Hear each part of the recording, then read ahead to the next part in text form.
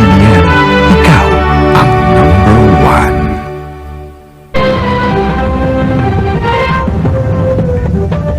At Colonel Ariel Querubin ng Marines, parehong idinadawit sa umano'y nabigong kudeta. They were asking me why I, as chairman of the Defense Committee of the Senate, was not conducting an investigation of the 4 generals mentioned in the Garcia tapes. Kasama raw si Lim at Querubin sa mga miyembro ng Young Officers Union na nakipagkita kay Biazon a 2 ng Hulyo 2005, 5 araw matapos aminin ng Pangulo ang umano'y pakikipag-usap niya sa isang COMELEC official.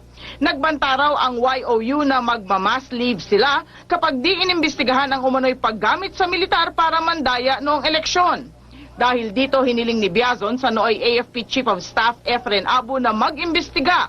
2 buwan pa, nag-imbestiga na rin ang Senado sa Garcia issue. Nanindigan naman si Biazon na walang nilabag na batas o patakaran ng militar si Lim at Querubin nang hilingin nila ang investigasyon. They were not trying to instigate anything. It was just simply a statement of dismay on the fact that nothing was being done in relation to the mention of 4 generals. Hindi raw dapat gamitin ang sentimiento ni Lim at Querubin sa Garcia issue para lalong idiin ng administrasyon. They were not trying to instigate anything. It was just simply a statement of dismay on the fact that nothing was being done in relation to the mention of 4 generals. Hindi raw dapat gamitin ang sentimiento ni Lim at Querubin sa Garcia issue para lalong idiin ng administrasyon. They were not trying to instigate anything. It was just simply a statement of dismay on the fact that nothing was being done in relation to the mention of 4 generals.